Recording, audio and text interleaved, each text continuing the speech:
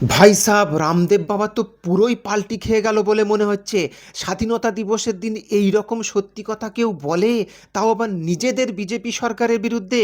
যে রামদেব বাবা সর্বক্ষণ বিজেপি সরকারের গুণগান গেয়ে বেড়ায়, তাকেই এবার জেনজিদের দিকে চলে যেতে দেখা যাচ্ছে।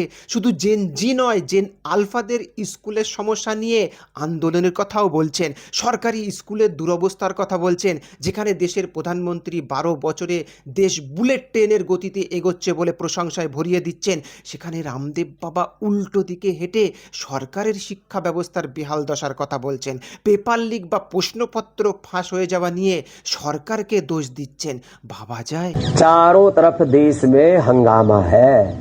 छोटे छोटे स्कूल कॉलेजों से बच्चे निकल रहे हैं कि हमारे यहाँ टीचर नहीं है, हमारे यहाँ लाइट नहीं है, हमारे यहाँ पानी नहीं है, हमारे यहाँ शौचालय नहीं है, हमारे यहाँ टीचर है तो किताबें नहीं है, किताबें हैं तो टीचर नहीं है, और टीचर है तो पढ़ाई में नकल हो जाती है, कहीं पेपर लीक हो जाता है। সরকারি চাকরিতে 90 থেকে 99% ঘোটালা হচ্ছে বলে নিজেই দাবি করছেন রামদেব বাবা।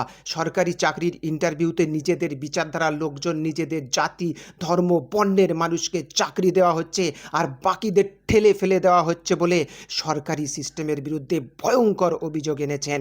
বাবাজি এতটাও সত্যি না বললেই পারতেন, পতঞ্জলির ব্যবসা গুটিয়ে যাবে তো। जब कहीं नौकरी की बारी आए, खास करके गवर्नमेंट जॉब्स में इंटरव्यू के दौरान 90 से 99% घोटाला होता है। अपने विचार, अपने संस्कार, अपने संगठन, अपने ही जाति वर्ग समुदाय के लोगों को ठोक लेते हैं और बाकी को बाहर धक्का मार देते हैं।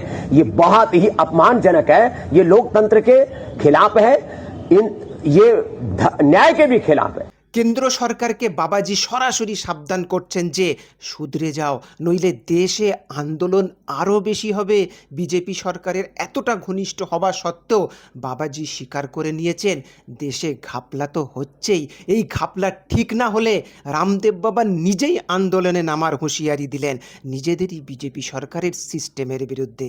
इसलिए भाई सुधर जाओ, नहीं तो देश में आंदोलन और ज्यादा भी हो सकते हैं। लेकिन भाई ये बात तो जरूर है, देश में घपला भी बहुत है, ये घपले ठीक कर लो, नहीं तो कोई ऐसा ना हो कि बाबा रामदेव को दोबारा आंदोलन करना पड़े। মনে হচ্ছে বাবাজি বাতাসে কান পেতে জেনজি, জেন আলফাদের আন্দোলনের মাধ্যমে পরিবর্তনের হাওয়া বুঝতে পারছেন। তাই এই হাওয়া ঝড়ে পরিণত হওয়ার আগে পাল্টি খাওয়া উচিত বিচার বলে মনে করছেন। হাজার হাজার কোটি টাকার পতঞ্জলির ব্যবসা টিকিয়ে রাখতে হবে তো।